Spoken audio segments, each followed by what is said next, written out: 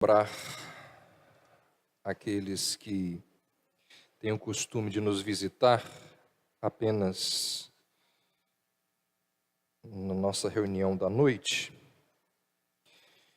e a partir do domingo que vem nós voltamos ao nosso horário tradicional das 19 horas.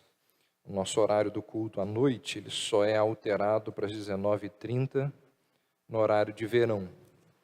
Então, a partir do domingo que vem, nós vamos retornar com os nossos cultos às 19 horas. E quero lembrar também que terça-feira nós temos reuniões de oração. Se você pode, você deve estar presente conosco para orarmos juntos ao nosso Deus pelas nossas vidas, pela vida de nossas famílias, pela vida da nossa igreja. Dito isto, queria convidá-lo a abrir aí a sua Bíblia em Lucas capítulo 6. Nós hoje chegamos a uma espécie de divisor de águas aqui no Evangelho de Lucas. E no momento em que a hostilidade sobre Jesus Cristo vai se fazer cada vez mais forte, mais intensa a partir desse momento aqui. Eu quero apenas lembrar de algumas coisas para nos situar aqui no capítulo 6. O Evangelho de Lucas, ele começa com muita alegria, a gente pode dizer assim. Se você ler lá os primeiros capítulos do Evangelho de Lucas, você vai encontrar ali anjos louvando a Deus e dizendo glória a Deus nas maiores alturas, e eles estão louvando a Deus, dando glórias a Deus pelo nascimento do Messias. Naquele contexto, Lucas nos diz que os pastores, José e Maria, Isabel e Zacarias, Simeão e Ana, todos ali estão muito felizes pelo nascimento tão aguardado do Filho de Deus. Então ali é um contexto de muita alegria. Aí você continua lendo o Evangelho de Lucas e você também percebe que, além de alegria, Lucas descreve que aqueles foram dias de muita esperança. A resposta das pessoas ao ministério de Jesus foi inicialmente uma resposta altamente positiva. Se você der uma olhada aí, olha aí no capítulo 4, no verso 15, é dito que Jesus ensinava nas sinagogas e era louvado por todas as pessoas. Depois você olha no verso 42 do capítulo 4 ainda e diz assim o verso: as multidões procuravam-no e queriam detê-lo para que não se ausentasse delas. As multidões queriam muito ouvir Jesus. Depois no capítulo 5, no verso 26, é dito que todos glorificavam a Deus e diziam, cheios de temor, hoje vimos coisas extraordinárias. Então Jesus, ele está aqui numa crescente muito interessante no seu ministério. Como nós vimos, Lucas passa a descrever o ministério de Jesus no segundo ano do ministério de Cristo. O primeiro ano, Lucas não diz nada. Quem narra o primeiro ano do ministério de Jesus é João. Então, no segundo ano, Jesus estava numa crescente muito grande. As pessoas nunca tinham visto ninguém pregar como Jesus pregava. Ninguém realizava os milagres que Jesus realizou. Ninguém expulsava demônios com a autoridade que Jesus expulsava e exorcizava aqueles espíritos malignos. Então, o cenário que é pintado aqui por Lucas, do início do ministério de Jesus, ou do segundo ano do ministério de Jesus, é um cenário altamente favorável. Alegria, esperança, as multidões vindo atrás de Jesus, e não demorou muito para que o conflito e a hostilidade também viessem sobre Jesus. Porque à medida que a fama de Jesus ia crescendo, os teólogos da época, os líderes religiosos, os fariseus, eles começam a olhar para Jesus e a considerar Jesus uma grande ameaça ao seu poder. Eles olham para Jesus como um rival e um grande perigo à religião deles. E eles estavam certos. Jesus era o professor mais poderoso que o mundo já tinha visto.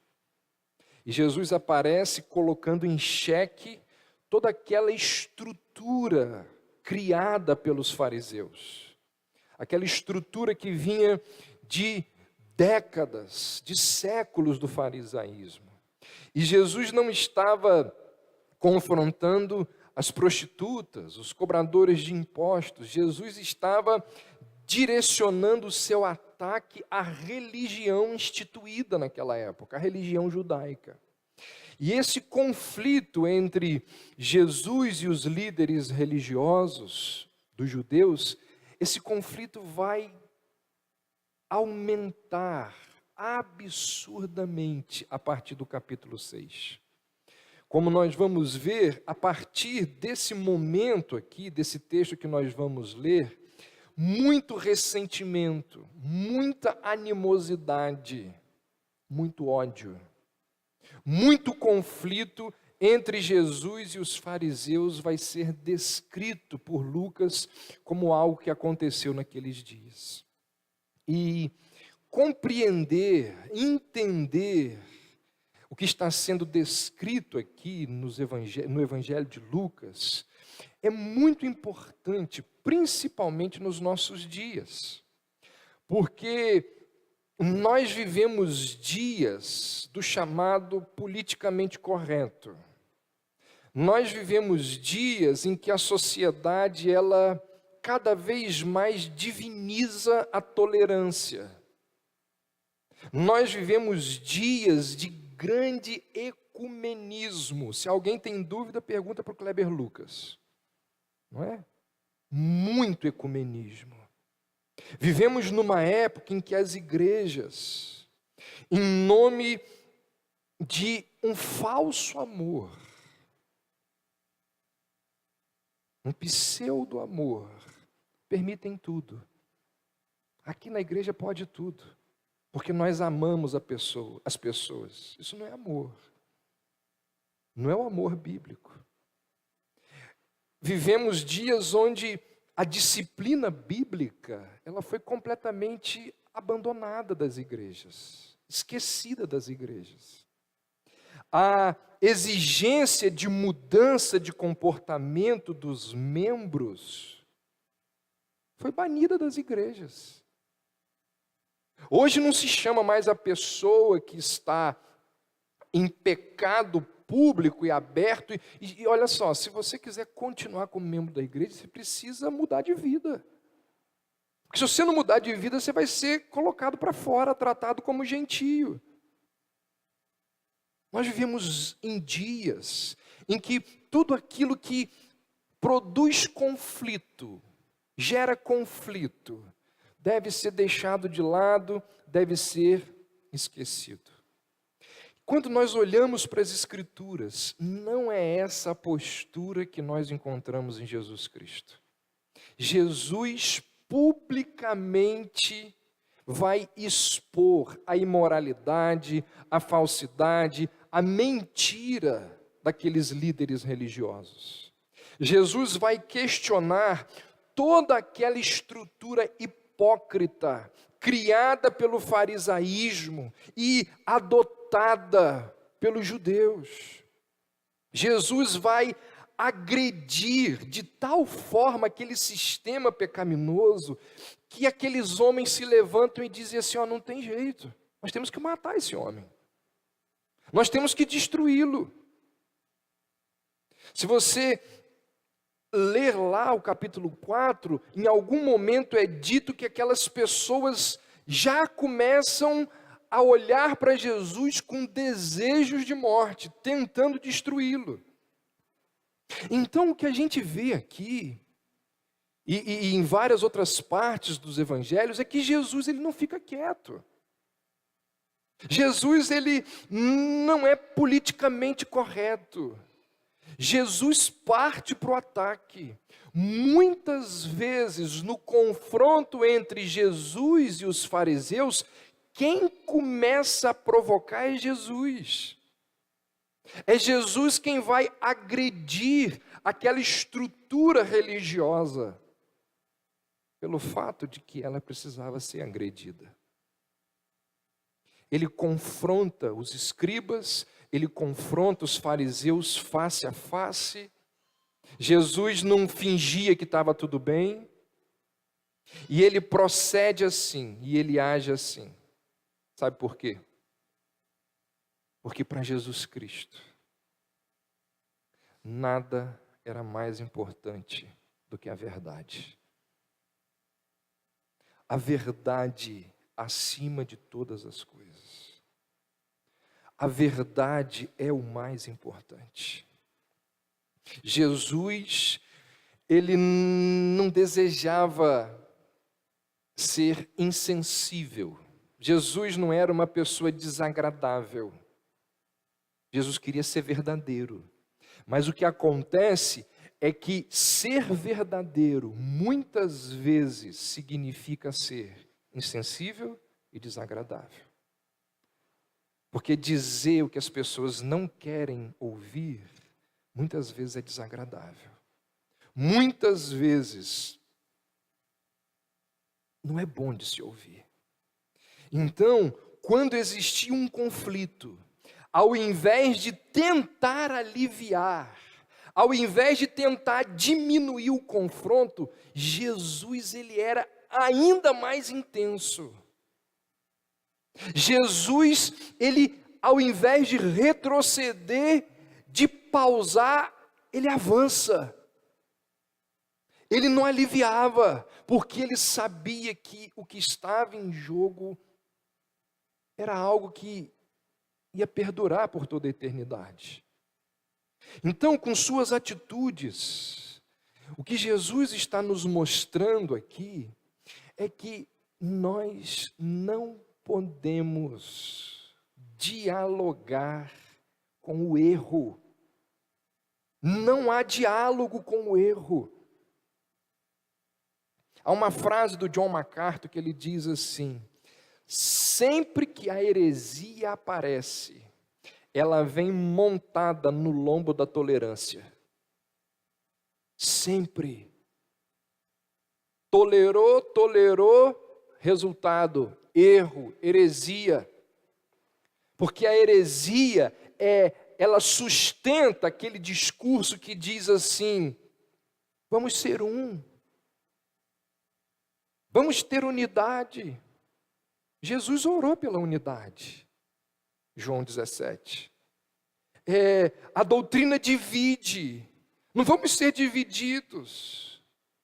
Não vamos discutir teologia. Vamos simplesmente nos amar.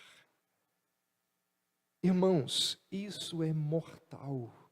Isso destrói uma igreja. John MacArthur diz assim: o maior dano, acho que está aí no esboço, o maior dano que o movimento carismático fez no mundo, não tem nada a ver com falar em línguas, com as reivindicações de cura, com os milagres. O maior dano foi ele ter criado uma atmosfera de tolerância para todos os pontos de vista. Não podemos criticar ninguém, pois seremos rotulados de radicais e ortodoxos. Somos obrigados a tolerar todas as novidades que surgem em nome de Cristo. Então, uma visão geral dos capítulos iniciais do Evangelho de Lucas nos ensina que, ao olhar para a vida de Jesus, que nós não podemos aliviar quando o que está em jogo é a verdade de Deus. Não tem conversa, não. Não tem conversa. É erro, é heresia, precisa ser combatido. Dito o nome. E o que nós vamos ver daqui para frente, a partir do capítulo 6, é Jesus em confronto aberto e direto com os líderes religiosos. E aqueles homens, durante algum tempo, eles vão ter que engolir Jesus. Era nítido. Por isso que eles vão ter que engolir Jesus, porque era nítido para a multidão e para todas as pessoas que Jesus não era mais um. Não havia como negar, não havia como negar os milagres de Cristo. O leproso que Jesus tinha purificado antes, temos aqui o relato antes de Lucas 6, o leproso que Jesus tinha purificado, estava por ali, e ninguém podia negar o fato. O paralítico que Jesus tinha curado, estava andando ali entre as pessoas. Os demônios estavam sendo expelidos com grande autoridade, e aqueles que tinham demônios agora estão libertos. Lucas nos diz que em algumas localidades as doenças foram completamente banidas. Não tinha mais gente doente naqueles lugares. Jesus pregava de uma maneira que as pessoas ficavam embevecidas, encantadas. Então não dava para fazer algo contra Jesus naquele momento. E isso deixava aqueles líderes judeus aborrecidos. Mas sabe o que deixava aqueles homens ainda mais aborrecidos? O fato de que Jesus não escolheu um único fariseu, um único escriba para fazer parte dos discípulos. O que nós vamos ver, logo no capítulo 6, a partir do verso 12, é a escolha dos apóstolos. Jesus não escolhe ninguém da alta religiosidade. Jesus escolhe pessoas sem expressão, pecadores, publicanos, pescadores, iletrados, e nenhum fariseu, e nenhum escriba. Mas como assim? Porque fica evidente que Jesus não queria nenhum tipo de ligação com essa gente.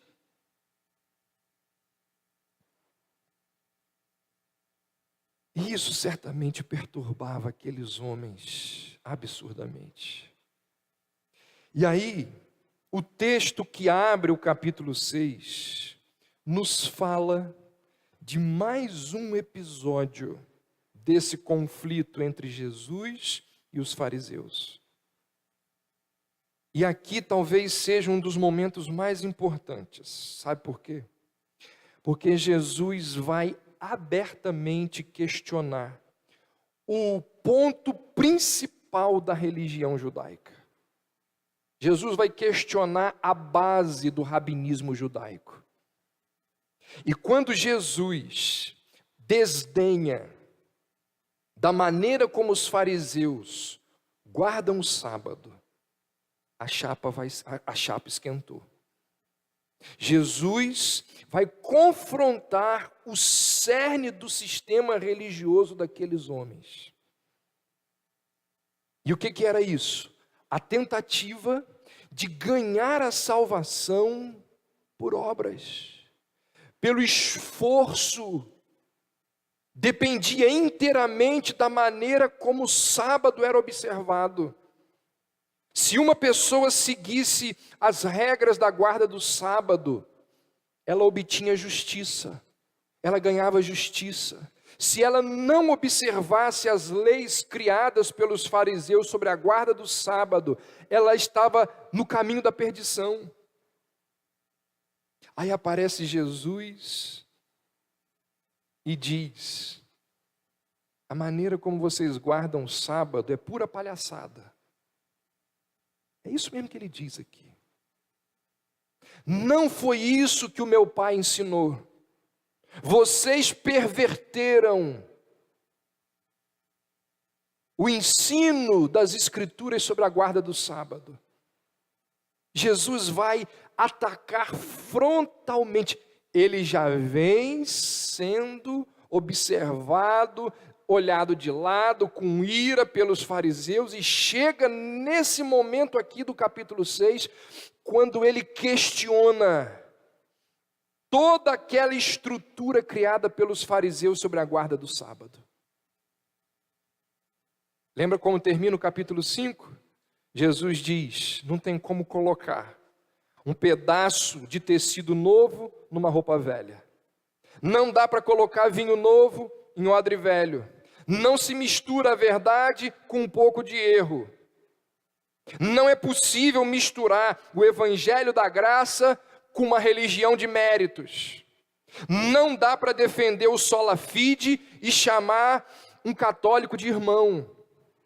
Não tem como obedecer a Deus e namorar um incrédulo. Não tem como acreditar em sola escritura e permitir que haja um monte de entretenimento dentro da igreja.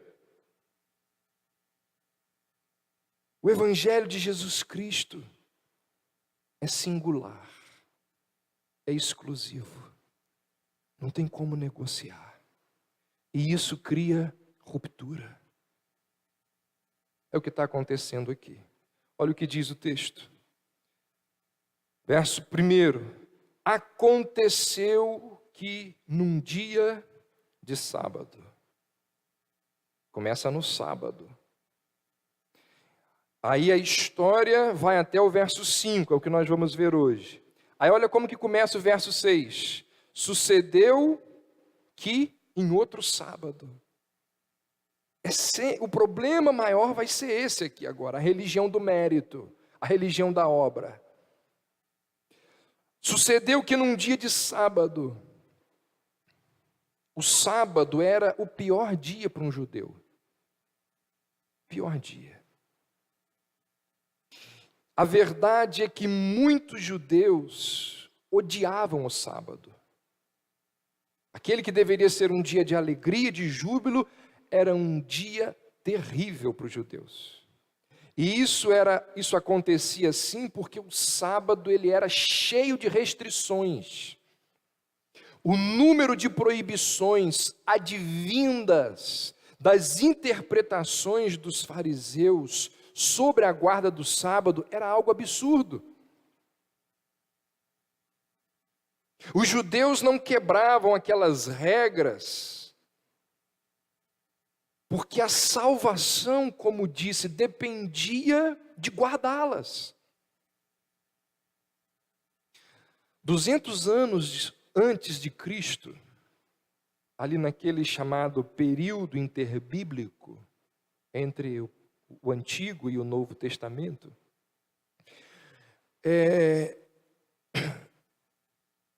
quando os judeus foram liderados por um homem chamado Judas Macabeus, e os judeus estavam fugindo da perseguição de um grego chamado Antíoco, que era alguém que dominava aquela região ali de Israel. E os judeus fugindo sob a liderança de Judas Macabeus dessa investida grega, muitos vão se refugiar em cavernas no meio dos desertos. E Antíoco conhecia a fé israelita.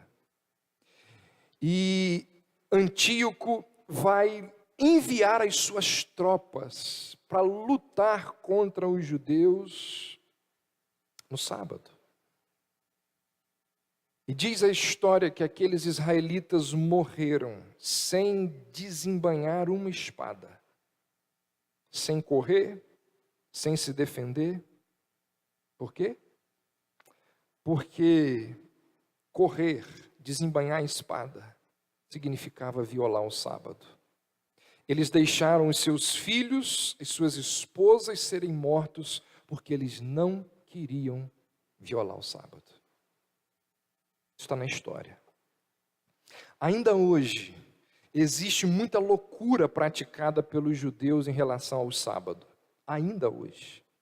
Por exemplo, quais são algumas coisas absurdas aos nossos olhos sobre a forma do judeu lidar com o sábado nos dias de hoje? Os judeus comem a comida do dia anterior, bebem café do dia anterior, porque no sábado eles não podem fazer comida. Existem em muitas casas judaicas os chamados temporizadores do sábado, que acendem as luzes para que o judeu não precise apertar o botão. Em Nova York, existem alguns prédios de judeus que existe o elevador do sábado. Nesse elevador não existem botões para que o judeu não precise apertá-lo. O elevador vai de andar em andar e depois desce de uma vez só. 2017, isso existe. E a postura desses judeus dos dias de hoje reflete a mentalidade daquela época. Lucas nos diz que Jesus, num dia de sábado, o que acontece? Jesus está indo de uma aldeia para outra e ele passa por um caminho onde havia lavouras de cereal.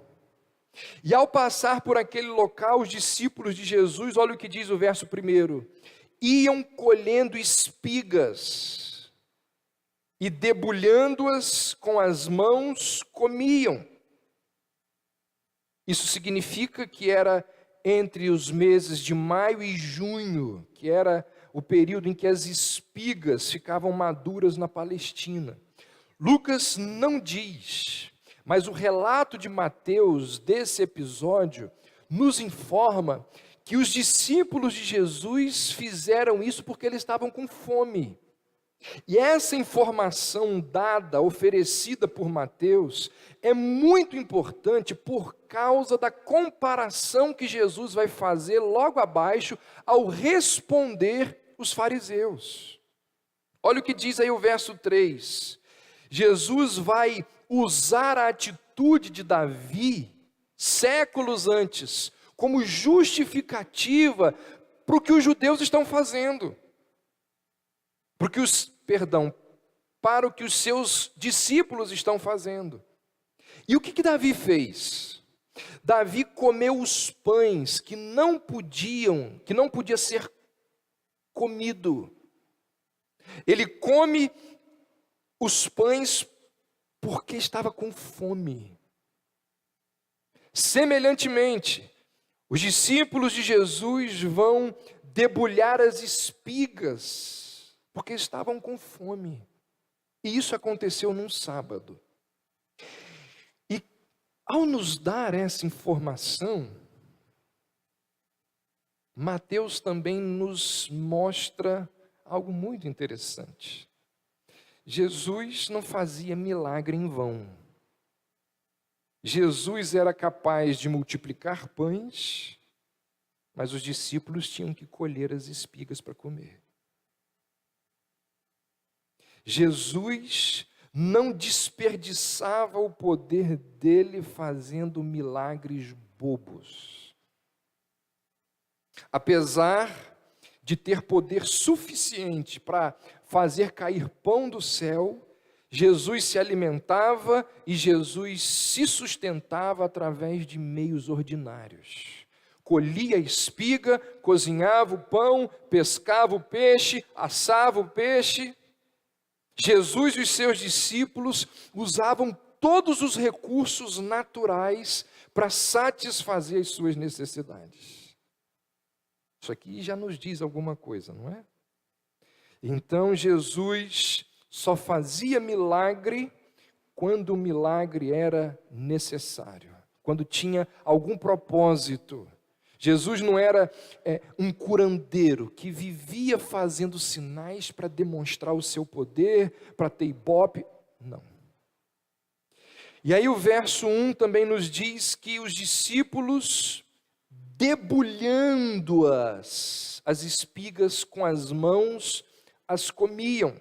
Essa informação ela é muito importante, porque se você voltar lá em Deuteronômio 23, a lei de Moisés dizia que caso um judeu passasse no campo de outro judeu, que é o que está acontecendo aqui, ele não poderia usar um instrumento para colher as espigas. Pegava lá uma foice, ou um outro instrumento para retirar as espigas. A lei diz, não pode usar instrumento. Mas colher as espigas com a mão e comê-las é permitido.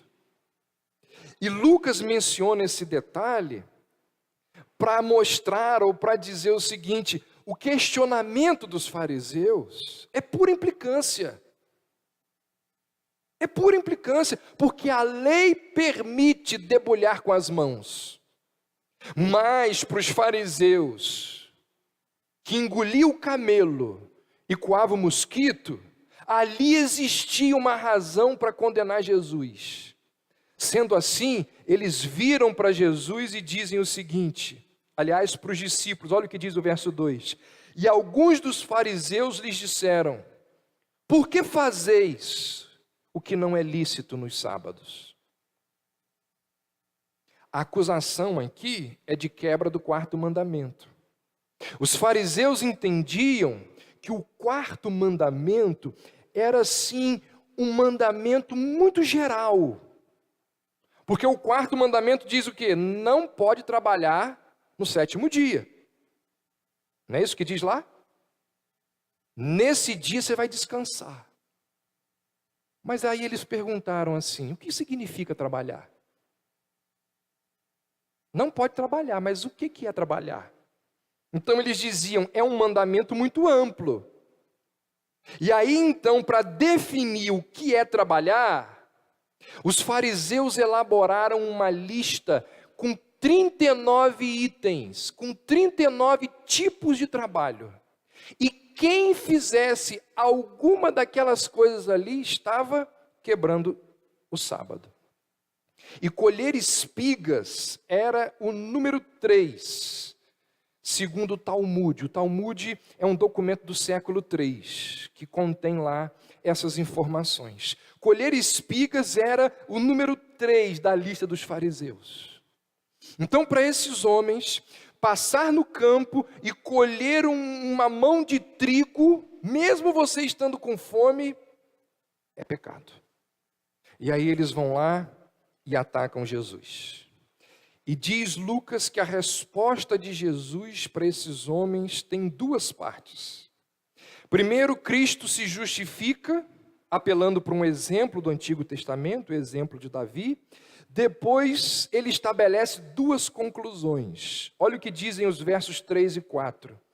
E Jesus respondendo lhes disse: nem ao menos tendes lido o que fez Davi quando teve fome? Ele e seus companheiros, como entrou na casa de Deus, tomou os pães da proposição, dos quais não era lícito comer senão só os sacerdotes, e deles comeu e deu também aos companheiros? É muito interessante como que Jesus começa a resposta que ele dá aos fariseus. Jesus vira para os fariseus e diz assim: vocês nem leram? Vocês que são peritos na lei, vocês nem leram. E eu enxergo um pouco de sarcasmo aqui, nas palavras de Jesus, de ironia, que expõe, que deixa evidente a ignorância daqueles homens. Por quê? Porque eles conheciam a história que Jesus está citando aqui. A história que Jesus está prestes a contar, eles conheciam, mas eles não sabiam aplicar. Eles conheciam a história, mas não conheciam o significado. Agora olha que interessante. É muito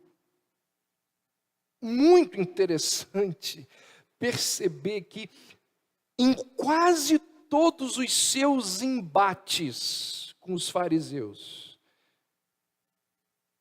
qual arma que Jesus usa? Bíblia. Jesus sempre usava a Bíblia.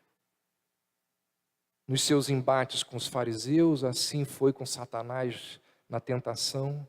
Jesus vira para eles e diz assim: não tendes lido? Jesus sempre usava essa expressão. Jesus diz: vocês não lembram o que Davi fez quando teve fome? Vocês não aprenderam que a necessidade dele era mais importante que a lei cerimonial? Então Jesus sempre apelava para as Escrituras para vencer os seus debates com os fariseus, apelava para as Escrituras para justificar as suas ações. E aqui nós temos um grande ensinamento. Nós precisamos nos lembrar das Escrituras para vencer os nossos debates. Debate com quem? Com um arminiano? Com uma pessoa de uma outra religião? Também. Mas raramente isso vai acontecer.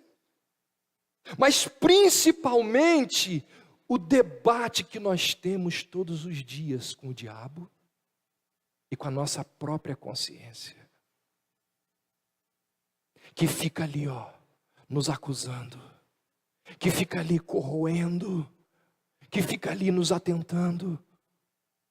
Se não tiver a Escritura, perde o debate, cai na tentação. Nós precisamos conhecer a Bíblia e usá-la de maneira apropriada. Com frequência, nós estamos diante de situações que não sabemos o que fazer, não sabemos qual justificativa apresentar, e são nessas horas que uma mente cheia das Escrituras faz toda a diferença. Será que nós somos capazes de citar as Escrituras, de usar as Escrituras nos nossos debates internos, para empunharmos a espada do Espírito de forma efetiva? Nós precisamos tê-la na nossa mente. Jesus foi capaz de resistir aos assaltos de Satanás no deserto, recitando as Escrituras de cor. Uma das cenas mais impressionantes descritas por Bunyan no Peregrino é quando o cristão ele está preso no calabouço do castelo da dúvida. Interessante que Bunyan faz, né? Ele está no castelo da dúvida e preso no calabouço. E ali naquele calabouço ele se recorda de que ele tem a chave da porta e de que ele podia fugir. E talvez mais significativo do que é a chave é onde a chave está. E ele diz assim: que tolo sou eu, ao ficar assim nesse castelo fedorento, quando poderia andar em liberdade. Tenho no bolso do peito uma chave chamada promessa, que tenho certeza irá destrancar qualquer porta do castelo da dúvida. Então disse Esperança: que boa notícia, meu irmão, tire-a imediatamente do bolso e experimente-a. Assim, Cristão tirou a chave do bolso do peito e começou a experimentá-la na tranca da porta do calabouço. E quando ele virou a chave, a lingueta da fechadura cedeu e a porta se abriu com facilidade, podendo Cristão e Esperança saírem dali imediatamente. E Bunyan repete 3 vezes que a chave do castelo da dúvida estava no bolso do peito de Cristão. Cristão tinha guardado a promessa de Deus no seu coração. E quando ele precisou, ele a usou. Como que nós fazemos isto? Se não for pela leitura, pela meditação e pelo conhecimento das Escrituras. Você vai estar lá no embate com Satanás, no embate consigo mesmo, e você vai ceder, porque você não tem guardado no bolso a promessa da Escritura. Jesus vencia os debates com os fariseus, usando a palavra de Deus. E o que os fariseus deveriam ter lido?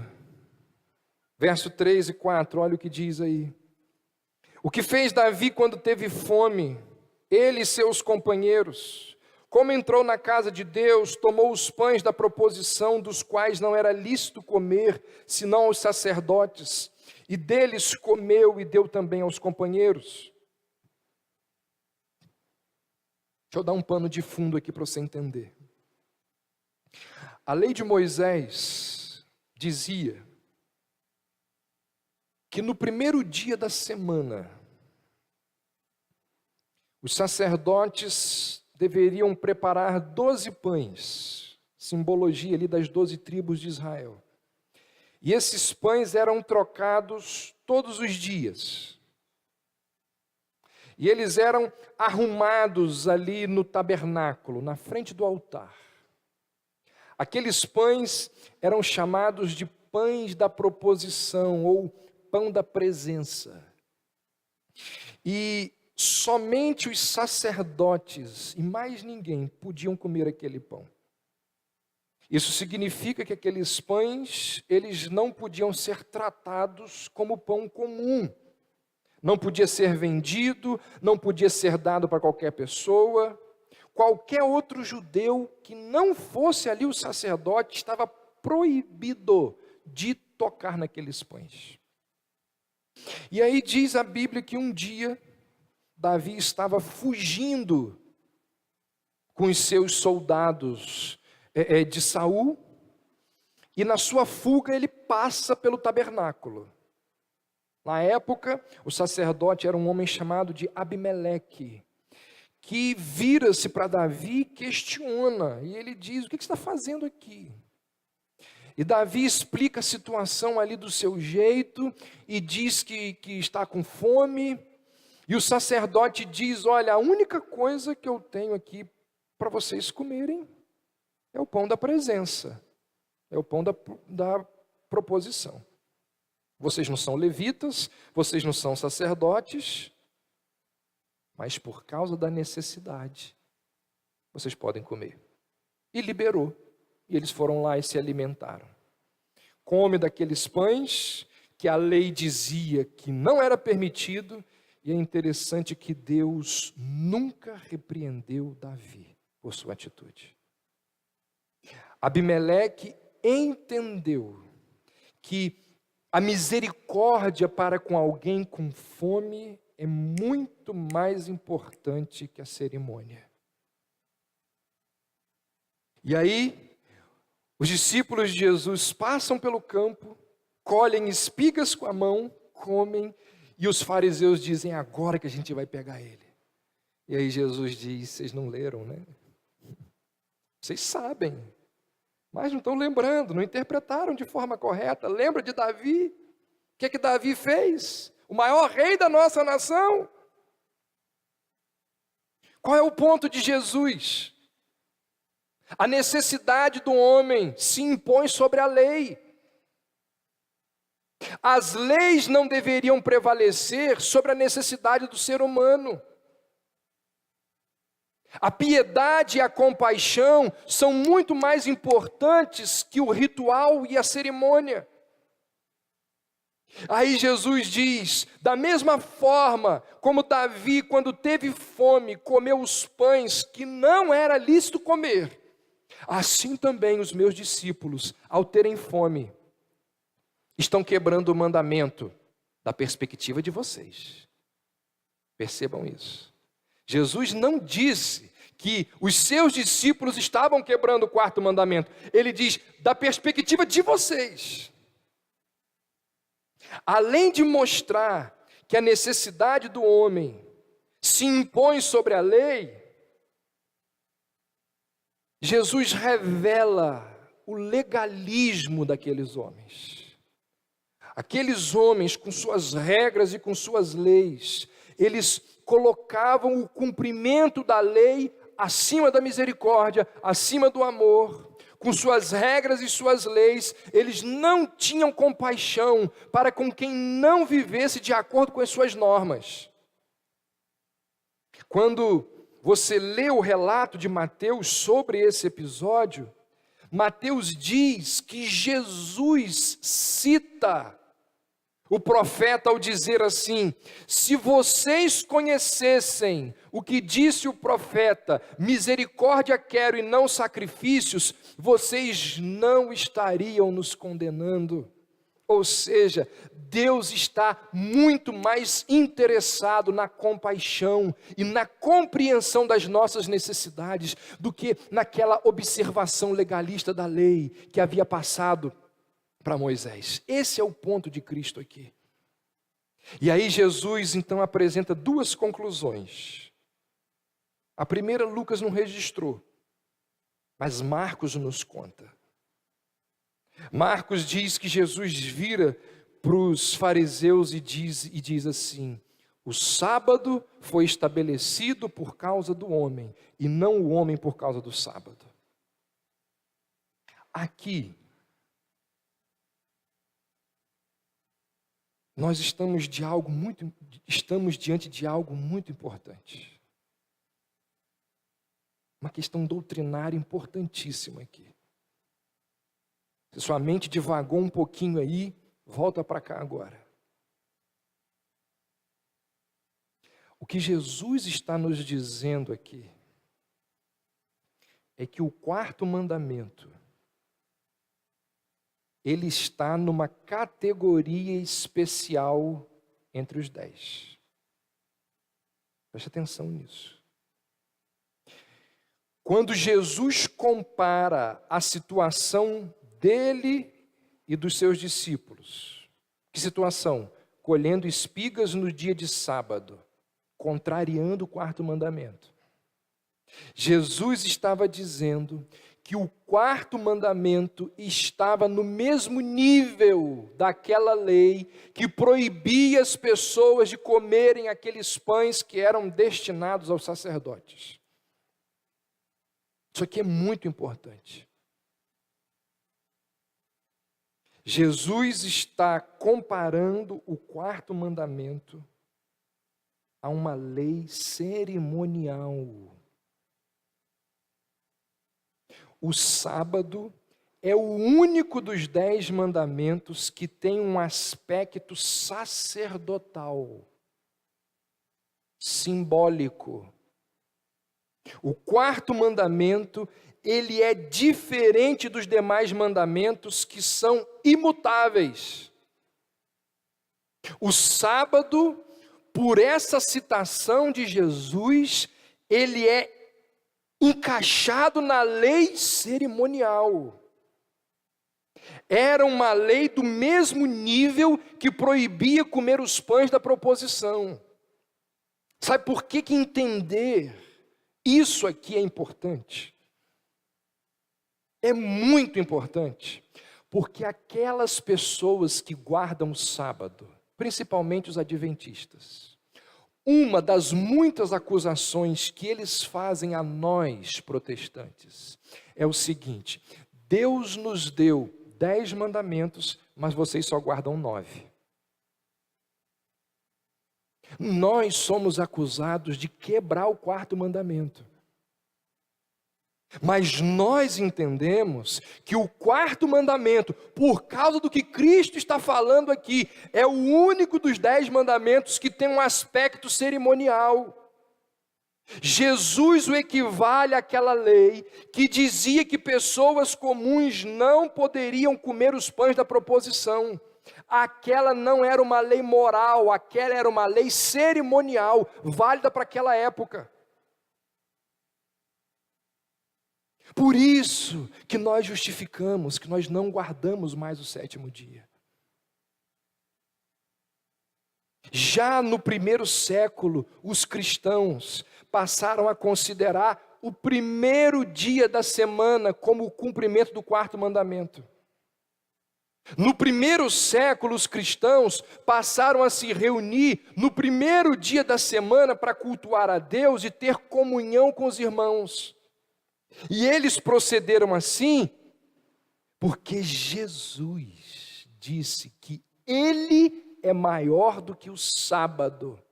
Jesus disse que Ele está acima do sábado, porque Jesus ressuscitou no primeiro dia da semana, e os primeiros cristãos entenderam que o domingo substituiu o sábado na nova dispensação. Paulo vai dizer que aquela maneira de guardar o sábado era algo do passado. Gálatas 4:10 ele diz: vocês estão guardando dias especiais, sábados, Deus não requer isso. Colossenses 2:16, Paulo se refere ao sábado como tendo sido sombra de Cristo, da sua obra redentora. Então, ao descansar e guardar o domingo como um dia de celebração, de adoração e de descanso, nós não estamos quebrando o quarto mandamento, pelo contrário, nós estamos valorizando e cumprindo esse mandamento tão importante.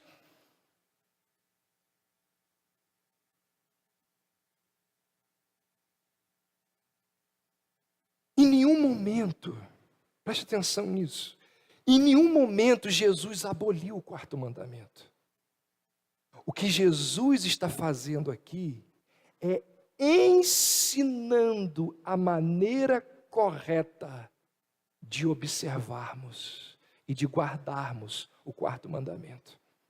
Ainda é vontade de Deus que trabalhemos 6 dias e descansemos no dia do Senhor. Isso é tão verdadeiro quanto era: não matarás, não adulterarás, honra teu pai e tua mãe. Mas Ele está nos ensinando como que esse mandamento deve ser observado, porque ele foi deturpado ao longo dos séculos. Lamentavelmente, para muitos cristãos, domingo é um dia como outro qualquer. Fazem tudo no domingo, menos aquilo que a Bíblia manda fazer. Domingo é dia de descanso, é dia de repouso, é dia de estar com os irmãos, é dia de crescer espiritualmente. Domingo é um dia diferente dos demais. Para o cristão tem que ser, precisa ser. O domingo deveria ser uma marca dos cristãos. A nossa confissão de fé no capítulo 22, parágrafo 7 e 8 diz assim: por instituição divina, é uma lei universal da natureza que uma proporção de tempo seja separada para a adoração a Deus. Por isso, em sua palavra, através de um mandamento explícito, perpétuo e moral, válido para todos os homens em todas as eras, Deus determinou que um dia em cada 7 lhe seja santificado como dia de descanso. Desde o começo do mundo até a ressurreição de Cristo, esse dia era o último dia da semana. E desde a ressurreição de Cristo, foi mudado para o primeiro dia da semana, que é chamado Dia do Senhor. A guarda desse dia como sábado cristão deve continuar até o fim do mundo, pois foi abolida a observância do último dia da semana. O dia do descanso é santificado ao Senhor quando os homens preparam devidamente os seus corações para esse dia e põem em ordem os seus afazeres corriqueiros de antemão.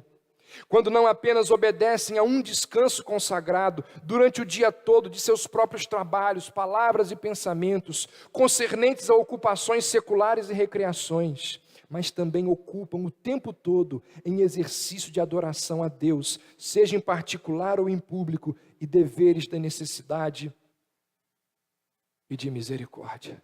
Está aí, confissão de fé da nossa igreja. Jesus não aboliu o sábado, ele apenas disse de que maneira ele deveria ser guardado. E a segunda conclusão de Jesus, caminhando para o fim: é uma bomba. É uma bomba para os fariseus. Olha como Jesus termina a conversa com eles, verso 5. O Filho do Homem é Senhor do sábado.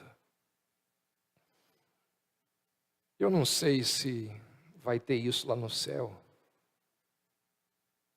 Não sei se Deus vai permitir isso. Se Ele quiser, Ele pode fazer isso. Mas assim, quando eu fico pensando no céu, essa é uma das coisas que eu penso que pode ter lá no céu. A filmagem de alguns fatos da história. Você não queria estar presente em alguns deles? Em coisas assim que são memoráveis. Eu queria ver a cara dos fariseus aqui. Quando Jesus vira e diz assim: eu sou o dono do sábado. Eu sou Senhor do sábado. Filho do homem é uma expressão que apenas Jesus usa para si mesmo. Ninguém se refere a Jesus como filho do homem. Só ele atribui esse título a ele. E essa expressão ela tem origem numa das visões que o profeta Daniel teve. E diz lá que Daniel viu o Senhor assentado no trono e o Filho do Homem se achegando a ele. E o Pai concede ao Filho do Homem autoridade sobre todos os reinos desse mundo.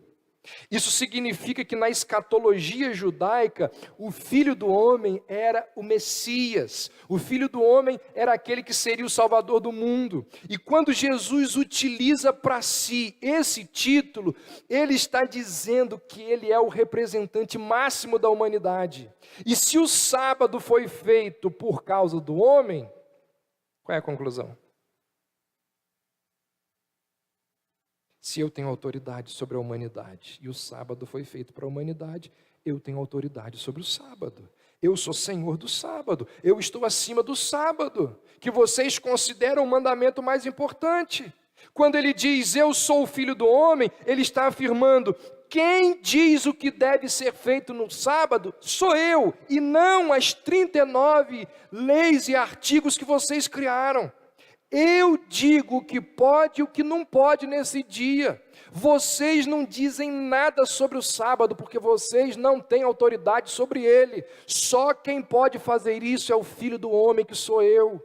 Não são vocês quem interpretam como o sábado deve ser guardado. Isso quem faz sou eu. Dessa forma, os meus discípulos, ao colherem espigas no sábado, eles não estão quebrando lei nenhuma.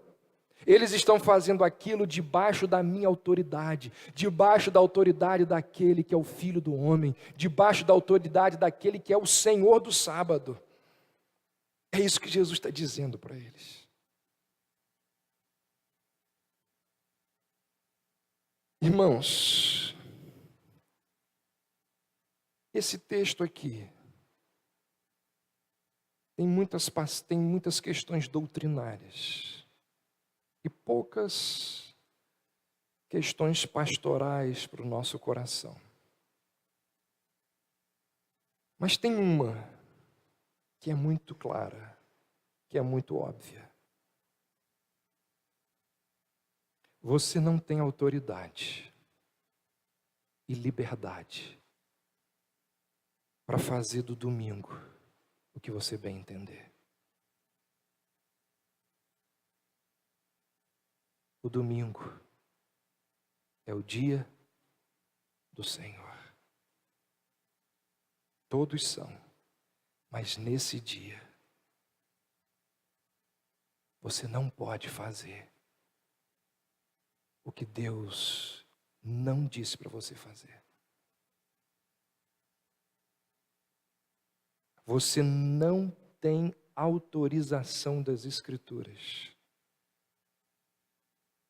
para tratar o domingo como outro dia qualquer. Não tem.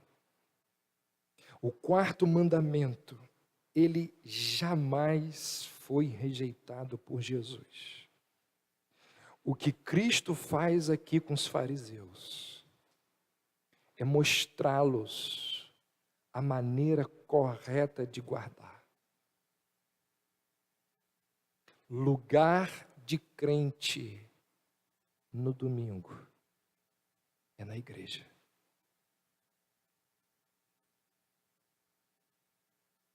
Adorando a Deus com seus irmãos. É verdade, não existe em nenhum lugar do Novo Testamento dizendo que tem que ser de manhã e de noite. Mas um culto você tem que estar aqui. Agora, se você vai optar pelo culto da manhã ou da noite, quem perde é você. E assim, isso já é uma posição minha.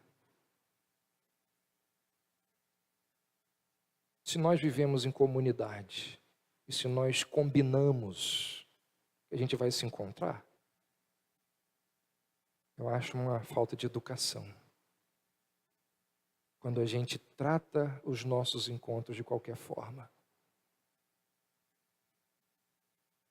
Lugar de crente no domingo é na igreja. Um dos cultos você tem que estar aqui. Peca quem despreza esse mandamento. Porque eu não estou fazendo isso aqui hoje, mas uma das formas de guardar o dia do Senhor na nova dispensação é estar com o povo de Deus. Isso é claro no Novo Testamento. É imoral. É pecado não guardar o dia do Senhor. Gente que fica semanas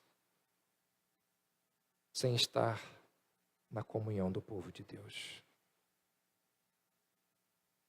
O quarto mandamento que nos recorda isso, ele está num código que proíbe idolatria, assassinato, furto, mentira, cobiça.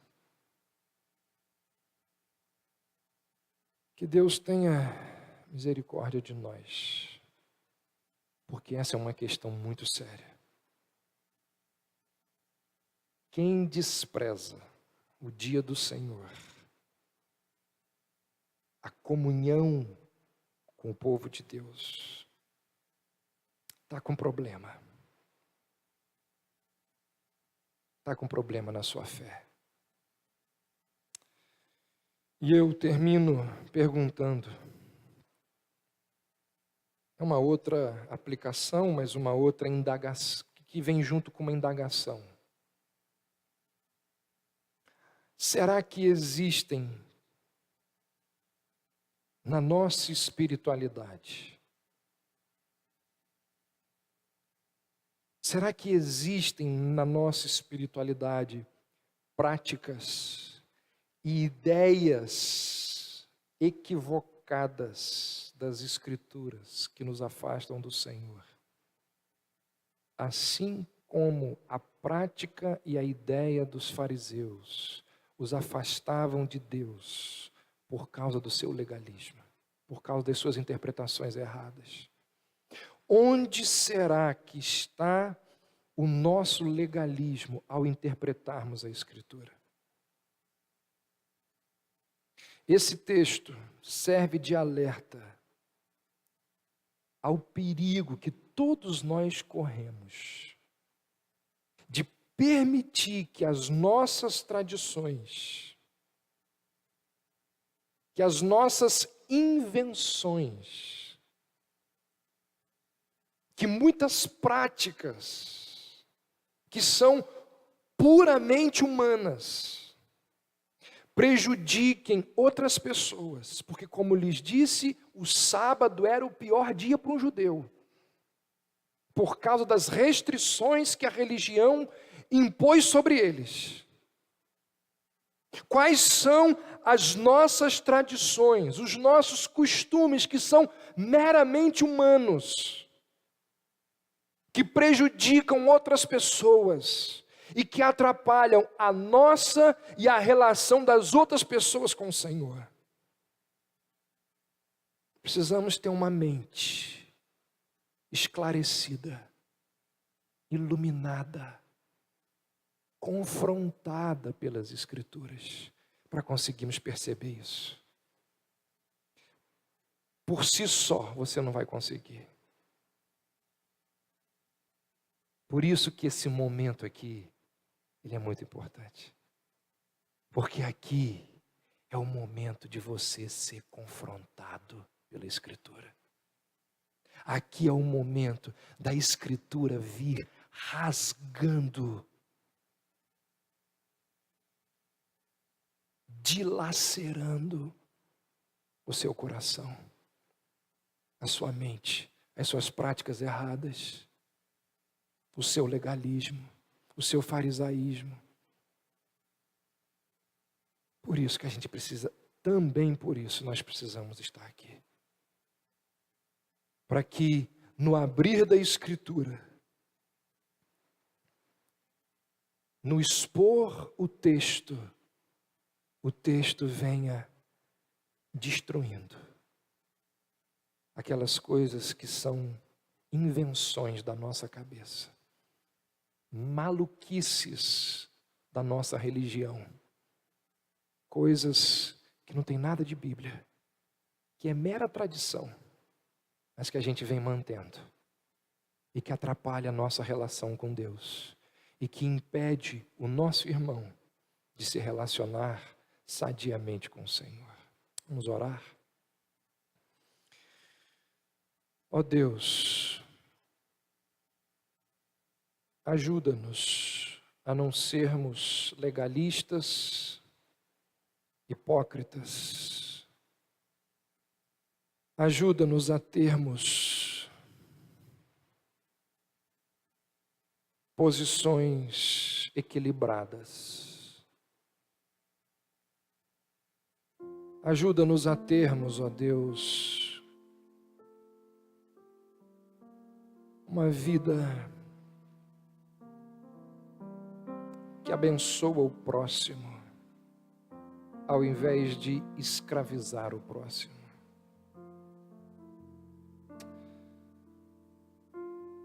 Ó Deus, sonda os nossos corações e ajuda-nos a vermos aquilo que ali está e que não procede da Tua palavra, para que assim retiremos dali tudo aquilo que não é Bíblia, tudo aquilo que não é palavra do Senhor. Ó Deus, ajuda-nos a confrontarmos o erro como Jesus fazia. Não permita-nos, ó Deus, flertarmos com o ecumenismo, com qualquer ideologia que seja contrária à Tua palavra. Dá-nos, ó Deus, homens e mulheres de coragem, que estejam preocupados com a verdade acima de qualquer coisa. Dá-nos, ó Deus, uma igreja que zela pela verdade da Tua palavra. E que tudo que aqui ouvimos e aprendemos possa abençoar os nossos corações. E, ó Deus, que saiamos daqui lembrando de que este dia é do Senhor. Deve ser completamente dedicado ao Senhor. Nós assim oramos e te pedimos, em nome de Jesus. Amém. Vamos ficar em